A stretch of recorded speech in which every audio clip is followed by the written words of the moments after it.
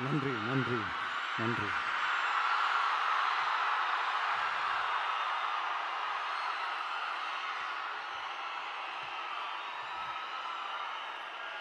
நான் போன மீட்டிங்கில் வேலூரில் பேசும்போது சொல்லியிருந்தேன்,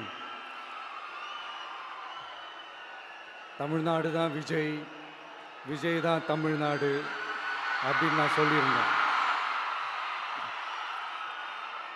அது ஏன் அப்படி சொன்னேன் அப்படின்னா, தமிழ்நாட்டு மக்களுடைய ஒரே பிரதிநிதியாக, உண்மையான ஒரு பிரதிநிதியாக நாம் மட்டும்தான் இருக்கிறோம் அப்படின்றதுக்காக தான் அப்படி நான் சொன்னேன். அப்புறம் அந்த தேர்தல் பற்றியும் நான் சொல்லியிருந்தேன். தமிழ்நாடு வர்சஸ் ஸ்டாலின் சார், அதாவது விஜய் வர்சஸ் ஸ்டாலின் சார், அதையும் நான் சொல்லியிருந்தேன். அப்புறம் இன்னொரு கேள்வியும் கேட்டிருந்தேன். இது தமிழ்நாடு சட்டசபைக்கான ஒரு தேர்தல், இதை ஏன் தமிழ்நாட்டுக்கும் டெல்லிக்குமான ஒரு எலெக்ஷன் சொல்கிறீங்க அப்படின்னு நான் கேட்டிருந்தேன். உடனே விஜய் பாஜகவுக்காக பேசுகிறாரு அப்படின்லாம் திருச்சி பேச ஆரம்பிச்சிட்டாங்க. அப்புறம் ரெகுலராக ஒன்று பண்ணுவாங்கல்ல, நம்மளுடைய சிறுபான்மை சகோதரர்களை பயமுறுத்தி பயமுறுத்தி ஒரு ஒரு ஏமாத்து வேலை ஒன்று செய்வாங்கல்ல, அது இனிமே அவங்களால தொடர்ந்து செய்ய முடியாதுன்னு அவங்களுக்கு தெரிஞ்சு போச்சு. அதனால தான் நான் என்ன பேசினாலும் அதை திருச்சி பேசுறது, அந்த தில்லு முள்ளு வேலைகள்லாம் அவங்க செய்ய ஆரம்பிச்சிட்டாங்க. சென்னையில் டெல்லி டெல்லின்னு கூவுறதும், அடிக்கிற கொள்ளைக்கு ரைடு வந்துட்டா டெல்லிக்கு வெள்ளை கொடை பிடிக்கிறதும்,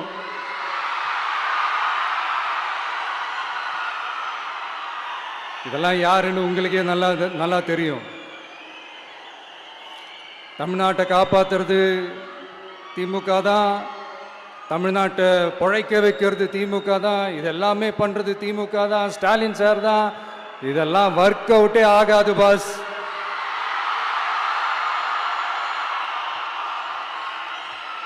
சின்ன பசங்களாம் சொல்ல ஆரம்பிச்சிட்டாங்க, ஓம் சக்தி பராசக்தி, திமுக ஒரு தீய சக்தி.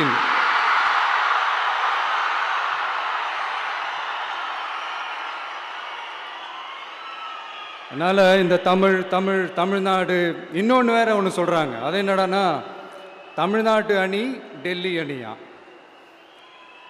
கிரிக்கெட்ல கூட தமிழ்நாட்டு அணியை டெல்லி அணியால தொட்டு கூட பார்க்க முடியாது.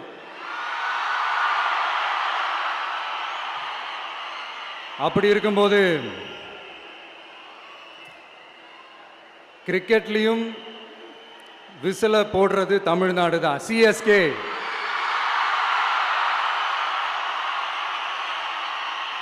வரப்போற எலெக்ஷன்லயும் விசில போட போறது நம்ம டிவிக்கே தான். தமிழ்நாடு தான் டிவிக்கே, டிவிக்கே தான் தமிழ்நாடு. இந்த அணி அந்த அணி டெல்லி அணி இதெல்லாம் அனைத்தும் உடைஞ்சி நொறுங்கும், டிவிக்கே அடிச்சு நொறுக்கும்.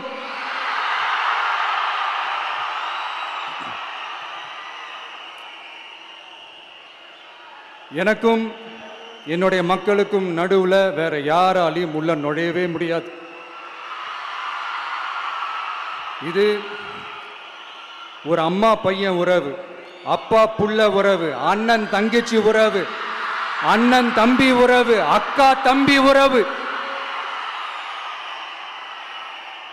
இது சும்மா ஒரு எலெக்ஷனுக்கு வந்த உறவு அப்படின்னு நினைச்சிடாதீங்க. இது இயற்கையாகவே அமைஞ்ச உறவு.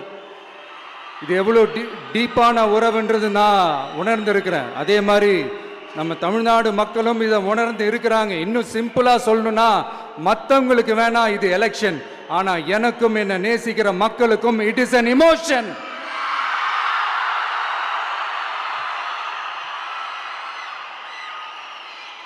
And it is not an ordinary emotion. It is a powerful oceanic emotion. இப்படி இருக்கும்போது வீட்டுக்கு வீடு விஜய், தமிழ்நாட்டுக்காக விஜய், வெற்றி பேரணியில் தமிழ்நாடு, இதெல்லாமே 100% இந்த எலெக்ஷன்ல அது ப்ரூவ் ஆகும்.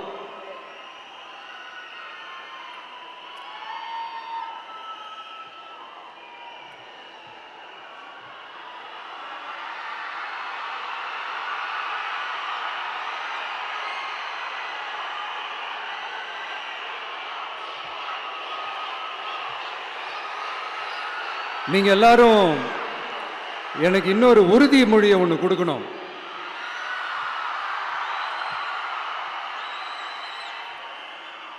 ஊழலற்ற உண்மையான சமூக நீதியை நிலைநாட்ட நம்ம ஆட்சியை அமைப்பீங்க தானே? உங்களை தான் கேட்கிறேன், நம்ம ஆட்சியை அமைப்பீங்க தானே? இந்த விஜய்க்கு ஒரு வாய்ப்பு கொடுப்பீங்க தானே? உண்மையிலே கொடுப்பீங்க தானே? இந்த விஜய நம்புறீங்க தானே? ஒவ்வொரு வீட்லயும் விசில் சத்தம் கேட்கும் தானே? அந்த விசில் சத்தம் ஒவ்வொரு பூத்திலையும் புயலா ஒலிக்கும் தானே?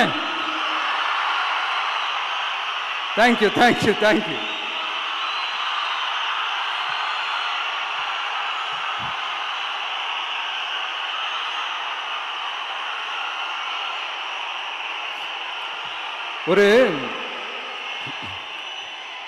ஒரு டாக்டர் இருக்காருன்னா நாம் எப்போ அவரை பற்றி யோசிப்போம்? இப்போ நமக்கு ஏதாவது உடம்பு சரியில்லை அப்படின்னா அவரை யோசிப்போம், அவர் ஞாபகம் வரும். அது மாதிரி நமக்கு ஏதாவது ஒரு பிரச்சனை அப்படின்னா ஒரு வக்கீலை தேடிப்போம், அவர் ஞாபகத்துக்கு வருவார். இது மனித இயல்பு. அந்தந்த பிரச்சனை வரும்போது நம்ம அவங்கவுங்கள தேடி போவோம். ஆனால் ஆன் அ டெய்லி பேசிஸ் நம்ம சும்மா சாப்பிடும் போது கூட நம்மளை அறியாமல் ஒருத்தவங்களை பற்றி நினைப்போம், நம்மளை அறியாமல் அவங்களுக்கு நாம் நன்றி சொல்லுவோம். அந்த மதிப்பிற்குரிய அந்த மனிதர்கள் வேற யாரும் இல்லை, விவசாயி, விவசாயி, விவசாயி.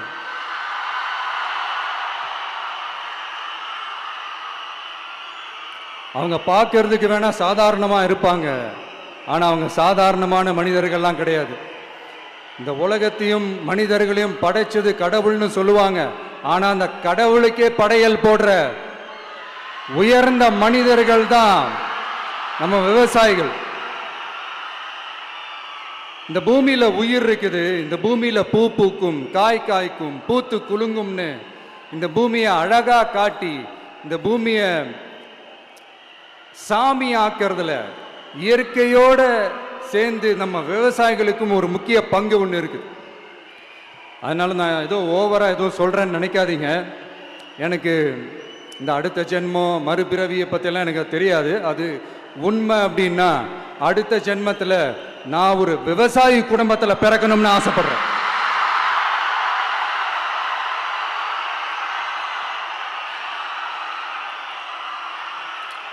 எனக்கு விவசாயத்தை பற்றி டீட்டெயில்டாக தெரியாது தான், நான் ஒத்துக்கிறேன். அதனால் மற்றவங்க மாதிரி நானும் டெல்டாக்காரன் தான் அப்படின்னு உங்கள் காதில் டால்டா ஊத்தலாம் நான் வரல. எனக்கு விவசாயத்தை பற்றி டீட்டெயில்டாக தெரியலனா கூட அவங்க படுற கஷ்டங்களை பற்றி எனக்கு நல்லாவே தெரியும். நம்மளுடைய முதல் அரசியல் பயணம் தொடங்கினதே அந்த பரந்தூர் விஷயத்தை கையில் எடுத்து தான். அதனால் நம்மளுடைய இந்த ஆட்சி அமைஞ்சதும் தீர்க்க வேண்டிய முக்கியமான பிரச்சனைகளில் நம்மளுடைய விவசாய பிரச்சனைகளும் ஒன்று. முதல்வர் அவர்களுக்கு இந்த மாதிரி நீங்கள் அது செஞ்சிட்டேன் இது செஞ்சிட்டேன் அப்படின்னு நிறையா பெருமையாக சொல்லிக்கிறீங்களே, ஒரு அடிப்படை ஒரு பிரச்சனையை பற்றி ஒன்று பேசுவோமா? கொஞ்ச நாளைக்கு முன்னாடி ஐநா சபை ஒரு ரிப்போர்ட் ஒன்று வெளியிட்டிருந்தாங்க. அது கூட தினத்தந்தி நியூஸில் கூட வந்துச்சு. உடனே கூகுள் பண்ணி எதுவும் தேடாதீங்க, உங்கள் ஏஜென்சி வச்சு எதுவும் சர்வே கிர்வே எடுக்காதீங்க. எதுக்கு உங்களுக்கு சிரமம்? நானே என்னன்னு சொல்கிறேன். தண்ணீர் திவால் அப்படின்ற அந்த தலைப்பில் தண்ணியே இல்லாமல் திவால் ஆக போகுது அப்படின்ற அந்த கட்டுரை படிக்கும் போது உண்மையிலேயே மனசுக்கு ரொம்ப பகீர்னு இருந்தது. இந்தியாவிலேயே அது முக்கியமாக நம்ம தமிழ்நாட்டில் இன்னும் கொஞ்ச காலத்திலேயே தண்ணியே இல்லாமல் திவாலாக போகுதான். அதுக்கு காரணம் நிலத்தடி நீரை பாதுகாக்காமல் விட்டது தான் காரணமாக. மண்ணையும் மணலையும் கொள்ளையடிச்சா பின்ன வேற என்ன நடக்கும்? மலைகளை முழுகினா பின்ன வேற என்ன நடக்கும்? கனிம வளங்களை கொள்ளையடிச்சா பின்ன வேற என்ன நடக்கும்? இந்த மணல் கொள்ளையில ஈடுபட்டவங்களை மேல நீங்க சரியா நடவடிக்கை எடுக்கலன்னு அது போதுமானதாக இல்லை அப்படின்ட்டு சென்னை உயர்நீதிமன்றம் சொன்னிச்சே, மறந்துட்டீங்களா? இந்த மணல் கொள்ளை, கனிம வள கொள்ளை, இதுக்கெல்லாம் காரணம் மணல் மாஃபியா குரூப் தான் மதுரை உயர்நீதிமன்றம் அந்த கிளை சொன்னிச்சு. அதை மறந்துட்டீங்களா? இந்த மணல் மாஃபியா குரூப்புக்கு ஆதரவு அளிக்கிறது யாரு? உங்க திமுக கவர்மெண்ட் தானே. அது இல்லைன்னு சொல்ல முடியுமா? அவங்களோட டீலிங்ல இருக்கிறது யாரு? நீங்க தானே. அது இல்லைன்னு சொல்ல முடியுமா? தண்ணி திவாலாக போகுது, மணல் திவாலாக போகுது, கனிம வளம் திவாலாக போகுது. மொத்தத்தில் உங்க ஆட்சியில தமிழ்நாடு திவாலாக போகுது. கடன் மேல கடன் வாங்கிட்டு உங்க கவர்மெண்ட்டே குப்பராட்சி படுத்துக்குச்சு. உங்ககிட்ட பேசுறதும் ஒண்ணுதான். சரி, அதை விடுங்க.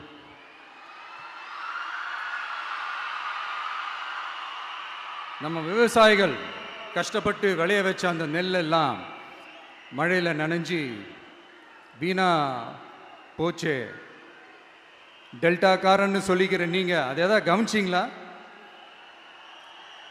அவங்களுடைய போராட்டம் எதுக்காவது கூட போய் நின்றுக்கிறீங்களா? கூண்டாஸில் மட்டும் போடுவீங்க. இதானே உங்களுடைய அந்த சாதனை. பரந்தூர் பிரச்சனை, உங்களுடைய உண்மையான நிலைப்பாடு என்ன?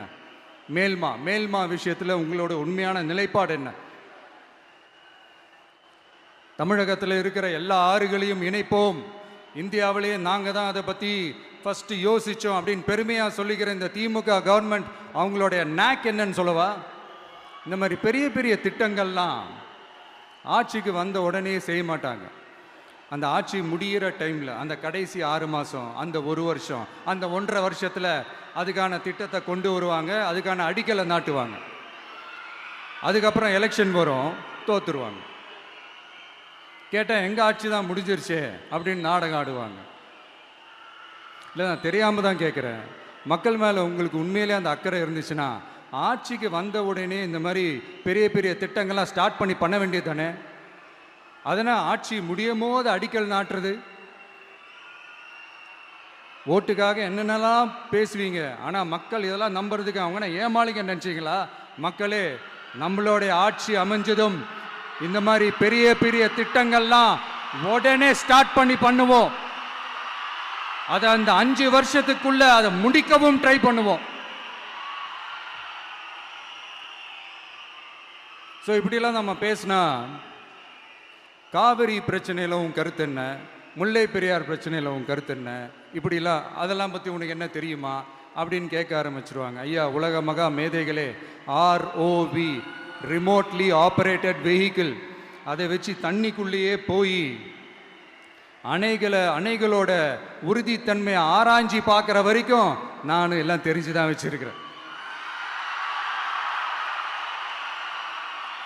ஒருத்தன் சைலண்டாக இருக்கான், அமைதியாக இருக்கான்னா உடனே அவனுக்கு எதுவுமே தெரியாதுன்னு நினச்சிடாதீங்க. சும்மா கருத்து சொல்லிக்கிட்டு கம்பு சுற்றிக்கிட்டு இருந்தால் எல்லாமே நடந்துருமா? நசன் பேசி அதை கேட்டு மக்கள் வெறுத்து போயிட்டாங்க. உருப்படியா ஏதாவது யோசிங்கயான்னு மக்கள் நினைக்கிறத யாருக்கு தெரியுதோ தெரியலையோ, எனக்கு அது நல்லாவே தெரியுது. உரிய இடத்துக்கு போய் சம்பந்தப்பட்டவங்களோட பேசி அதுக்கான சொல்யூஷன் என்னன்னு தெரிஞ்சுக்கிட்டு அதை ப்ராப்பராக எக்ஸிக்யூட் பண்ணணும். அடுத்து நம்மளுடைய கடல் விவசாயிகளான நம்மளுடைய மீனவர்களுடைய பிரச்சனைக்கு அப்பப்போ எந்திரிச்சு கடிதம் எழுதிட்டு திரும்ப தூங்க போயிடுவார். அவ்வளோதான், அதோட அது அப்படியே கிடக்கும். மானே, தேனே, பொன்மானே, இப்படிலாம் கடிதம் எழுதுறதெல்லாம் வேலைக்கே ஆகாது. ஒன்றிய அரசுக்கு அந்த உண்மையான உணர்வுபூர்வமான அந்த அழுத்தத்தை கொடுக்கணும். நம்ம மீனவர்கள் மேல அவங்க கையே வைக்கக்கூடாது, கையே வைக்க விடக்கூடாது. அவங்களுக்கான அந்த பாதுகாப்பு பக்காவா இருக்கணும். அதுதான் நம்மளுடைய ஒரே அஜெண்டா. மீனவர்களே, அடுத்து நம்மளுடைய ஆட்சி தான். கவலைப்படாதீங்க, தைரியமா இருங்க. உங்களுக்கான பாதுகாப்பு பக்காவா இருக்கும். இப்படி இருக்கும்போது அடுத்ததும் நாங்க தான் அப்படின்னு சிஎம் சார் சொல்லுவாங்க. அதெல்லாம் நடக்கவே நடக்காது. 2வது முறை வந்ததெல்லாம் சரித்திரமே கிடையாது. இந்த சைனால கிரேட் வால் ஆஃப் சைனா கேள்விப்பட்டிருப்பீங்க. அதோடைய நீளத்தை விட பெரிய டாஸ்க் இது. ஆனானப்பட்ட அவங்க அப்பாவாலே முடியல.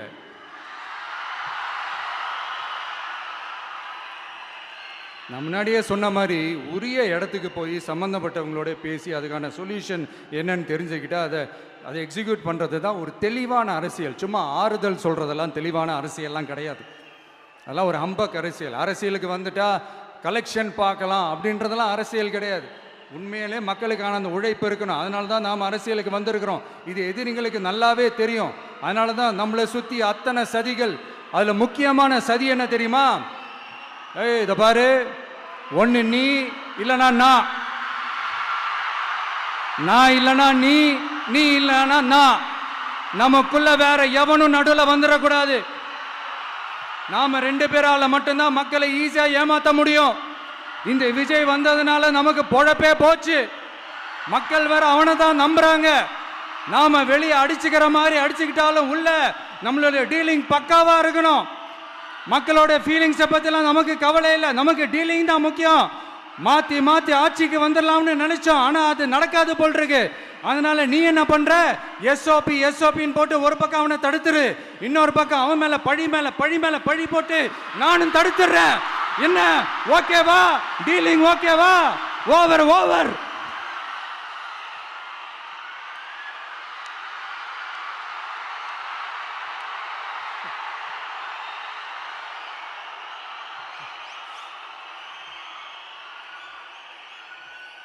இல்லைங்க, உண்மையிலேயே சிரிக்கிறதா என்ன பண்ணுறதுன்னு எனக்கு தெரியல. உண்மையிலே இப்படி தான் இருக்கு அவங்க டீலிங்லாம்.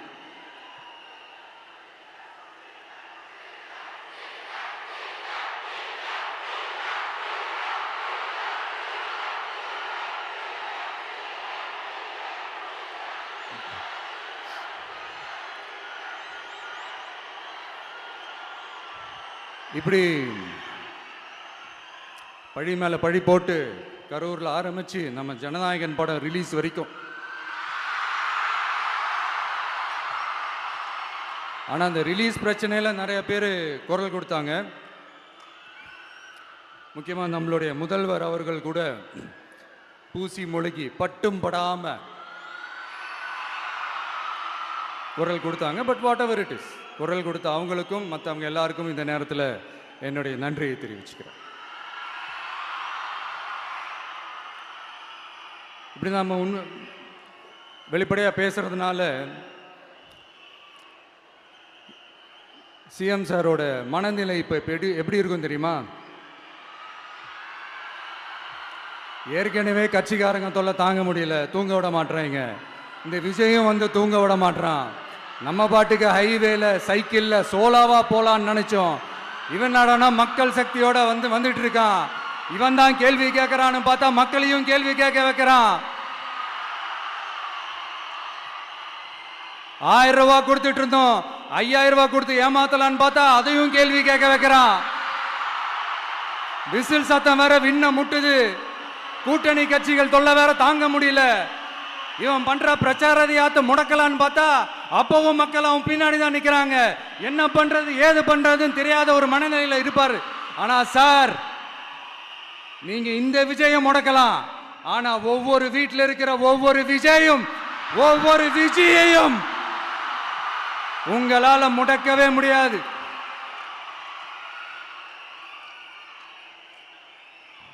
அவங்களாம் ஆல்ரெடி பிரச்சாரத்தை ஸ்டார்ட் பண்ணிட்டாங்க சார். வீட்லயே குடும்பமா இறங்குவாங்க பாருங்க பிரச்சாரத்துக்கு. அப்ப உங்களால மட்டும் இல்ல,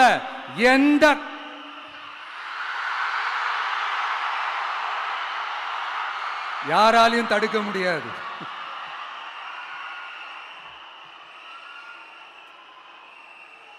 நம்ம டவுன் சவுத்தில் ஒரு ஊரில் உங்கள் அப்பாவுக்கு வெங்கல சிலை வைக்கணும்னு ட்ரை பண்ணீங்கல்ல, அதுக்கு சுப்ரீம் கோர்ட் என்ன சொன்னாங்க? மக்களோட பணத்தில் யாருக்கு புகழ் பாட பார்க்குறீங்க அப்படின்னு கேட்டாங்கல்ல. அதுக்கு என்ன அர்த்தம் தெரியுமா? ஊராம் வீட்டு நெய்யில் உங்க வீட்டுக்கு ஸ்வீட் செய்யாதீங்க. எப்படி? ஊராம் வீட்டு நெய்யில் உங்க வீட்டுக்கு ஸ்வீட் செய்யாதீங்கன்னு அர்த்தம். மக்களோட ஒரு அடிப்படை வாழ்வாதாரத்துக்கு ஏதாவது பிரச்சனைக்குன்னு கேட்டா நிதி சுமைன்னு சொல்றீங்க. செலை வைக்கிறதுக்கு மட்டும் எங்கிருந்து சார் காசு வருது?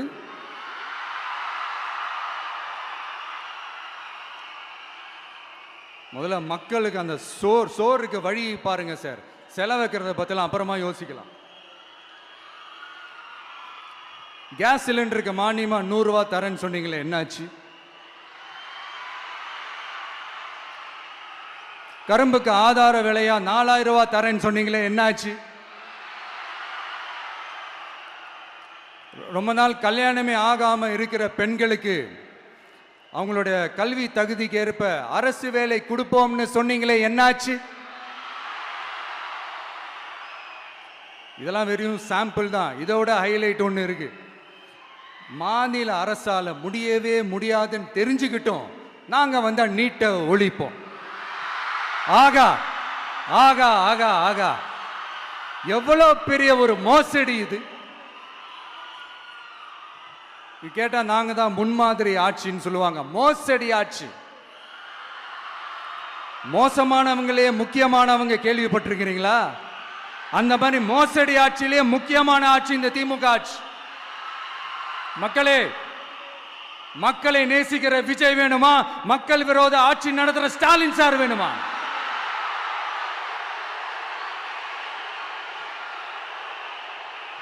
இந்த விஜய் நம்புறீங்களா? ஸ்டாலின் சார் நம்புறீங்களா?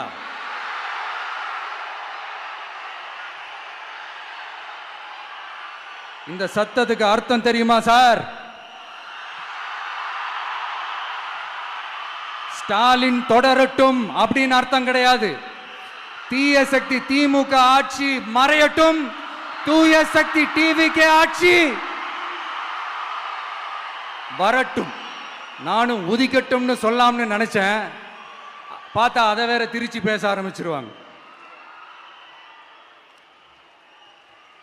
திருநெல்வேலியில், நாங்குநேரியில் இப்போ ரீசெண்டா ஒரே லைன்ல சொல்லணும்னா, நம்ம நண்பர் ஒருத்தர் ட்வீட் போட்டிருந்தாரு, அதையே சொல்றேன். ஸ்டாலின் தொடரட்டும், சட்டம் ஒழுங்கு சந்தி சிரிக்கட்டும். இதுதான் அந்த பிரச்சனைக்கு ஒரே லைன்.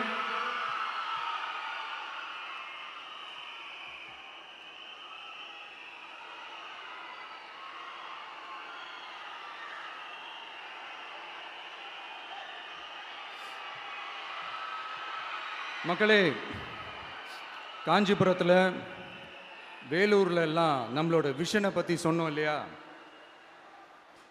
அதே மாதிரி இங்கேயும் சில விஷன்ஸை சொல்லணும். இது மற்றவங்க மாதிரி தேர்தல் வாக்குறுதின்னு சொல்லி ஏமாத்துறது கிடையாது. நம்மளை நம்புகிற மக்களுக்கு நம்பிக்கை தர்றது. நம்ம ஆட்சிக்கு வந்ததும் இதெல்லாம் செய்ய நடவடிக்கை எடுப்போம்னு சொல்றது. டெல்டா விவசாயிகள் சமீபத்தில் கூட உரத்தட்டுப்பாட்டை சந்திச்சிங்கல்ல. சில பேர் உரத்தை பதுக்கி வச்சு அதிக விலைக்கு விற்றதா நியூஸ்லாம் கூட வந்துச்சு. நம்ம டிவிக்கு ஆட்சி வந்ததும் உரத்தட்டுப்பாடு இல்லாமல் பார்த்துக்குவோம். 5 ஏக்கர் வரை நிலமுள்ள விவசாயிகள் வேளாண் கூட்டுறவு வங்கிகளில் வாங்கிய பயிர் கடன் முழுமையாக ரத்து செய்வதற்கும், 5 ஏக்கருக்கு மேல் உள்ள விவசாயிகள் வேளாண் கூட்டுறவு வங்கிகளில் வாங்கிய பயிர்க்கடன் 50% வரை ரத்து செய்வதற்கான சாத்திய கூறுகளை ஆராய்ந்து உறுதியாக நடவடிக்கை எடுப்போம். திமுக மாதிரி எல்லாருக்கும்னு சொல்லிட்டு அதுல தகுதி ஃபிக்ஸ் பண்ணி பாகுபாடு காட்டி ஏமாற்ற மாட்டோம். எல்லாத்தையும் வெளிப்படையாக சொல்லுவோம். 2 ஏக்கர் வரை நிலமுள்ள விவசாயிகள் மற்றும் நிலமற்றவர்கள் குடும்பத்தில் யாரும் மாநில மற்றும் ஒன்றிய அரசு ஊழியராக இல்லாமல் இருக்கும் பட்சத்தில் அவர்களின் குழந்தைகளின் பொறியியல் மற்றும் மருத்துவம் உள்ளிட்ட தொழிற்கல்வி முதல் அனைத்து வகை படிப்புகளுக்குமான முழு செலவையும் அரசே ஏற்கும்.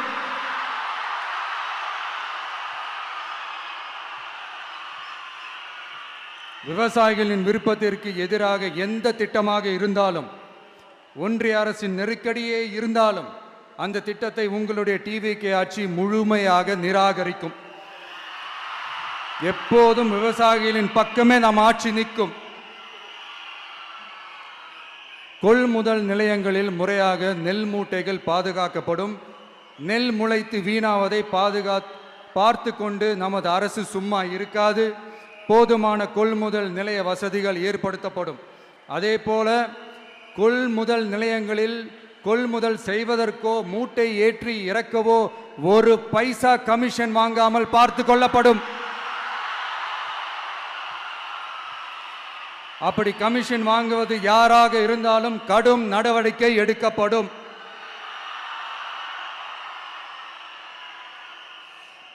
ஐநூறு ரேஷன் கார்டுகளுக்கு ஒரு ரேஷன் கடை என்ற வரையறை நிர்ணயிக்கப்படும்.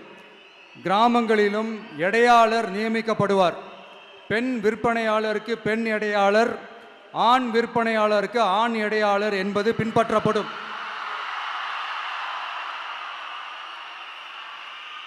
ரேஷன் கடைகளில் அரிசி தவிர அனைத்து பொருள்களும் பாக்கெட் செய்து விநியோகிக்கப்படும்.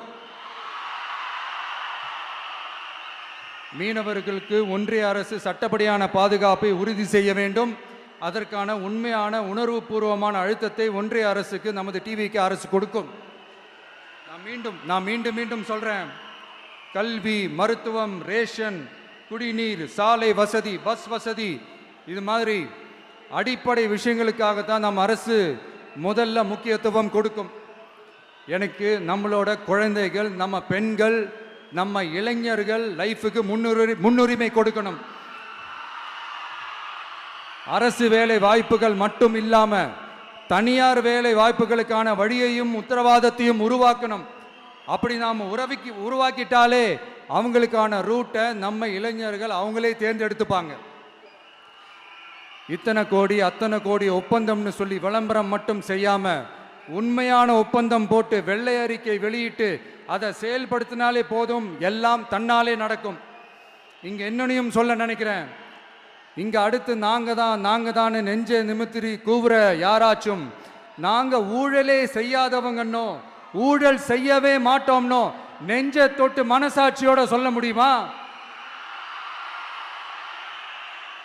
ஆனா நாம இன்னைக்கு இல்ல, ஆட்சிக்கு வந்ததுக்கு அப்புறமும் ஓப்பனா தில்லா கட்ஸா சொல்லுவோம், ஊழல் லஞ்சம் இல்லாத ஒரு ஆட்சியை கொடுக்க உண்மையா ட்ரை பண்ணாலே போதும், எல்லாம் தன்னாலே நல்லா நடக்கும். எல்லாரும் கொஞ்சம் கை இப்படி வைங்களேன். எங்க ஓட்டு எங்க உரிமை, எங்களை யாரும் விலைக்கு வாங்க முடியாது. எங்க ஓட்டு விசில் சின்னத்துக்கு தான். யாரையும் நம்பி ஏமாற மாட்டோம். எங்க வார்த்தையிலிருந்து மாற மாட்டோம். இது நிஜம். தேங்க்யூ.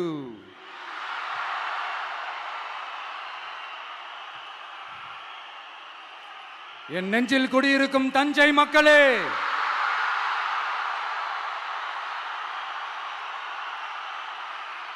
என் நெஞ்சில் குடியிருக்கும் வேலூர் மக்களே, வேலூர்ல இதை நான் சொல்ல மறந்துட்டேன், சாரி. உங்களுக்காக இங்க நான் சொல்றேன், உங்களோட நான் இருக்கேன், நம்மளோட நம்ம மக்கள் இருக்கிறாங்க. இதுக்கு மேல என்ன வேணும்? கான்பிடென்ட்டா இருங்க, நல்லதே நடக்கும், வெற்றி நிச்சயம். மீண்டும் சந்திக்கும் வரை நன்றி, வணக்கம்.